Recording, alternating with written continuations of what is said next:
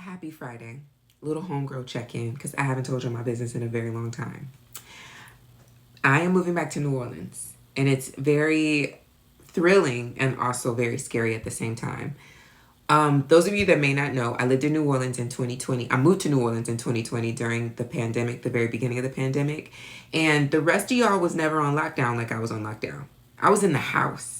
I had a friend that keeps asking me about different things that I have or have not experienced in New Orleans. And I just keep trying to say, I don't think you understand that I was in the house. Either I was somewhere eating beignets because I gained 50 pounds when I lived in New Orleans because what is the point of a shrimp drizzled deviled egg? I don't know, but I ate it. I was either eating or I was down at the river, at the Mississippi River crying. And that really is what New Orleans was about for me. It was a very beautiful, safe space for me to be in, on lockdown and to myself and doing this deep kind of spiritual expansion because it was really the beginning of the Ebony Janice Project. There were a lot of things that came out of my time in New Orleans.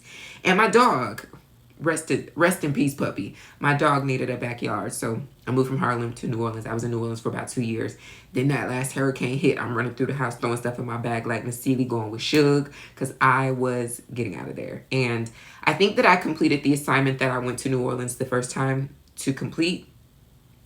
And now here I am being called back to New Orleans in a very interesting season of my life where I actually had resistance to it. New Orleans is my favorite city in the United States of America and to the republic for which it stands. One nation under God, indivisible, with liberty and justice for all. And also, I didn't think that I would ever move back to New Orleans again. And in the particular circumstances that I'm moving back to New Orleans in, it also is like, when I tell you that me and God had to square up a little bit, I'll be over here talking about real soft girl shit and I'll be trying to fight in the shrine room. Like, make a different choice. Make a different choice. But deep, beautiful confirmation about me returning to New Orleans for lineage, for deepening my spiritual practice, and that there are things that are opening up for me that New Orleans is just the specific location that those things are opening up for me. And I'm an obedient mover. Y'all, I will move. Honestly, I'll go if I have to go by myself. And yeah, so it's very scary, but it's also very thrilling. I'm very excited. And I'm just interested in what does it look like for you to make really hard choices?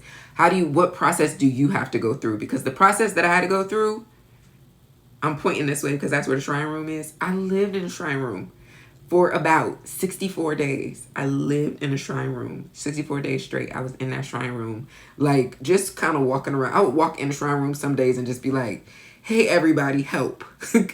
Everybody help. And the gag is, I got to the end of all that praying, and the only answer that was sure was New Orleans.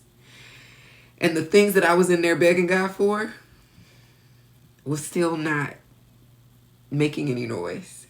So here we are. What processes do you go through? Are you an immediate jump out the window when you hear the calling of God? Or what is your, how do you struggle? What does your struggle look like when it's time for you to be obedient and do something that feels like, why me?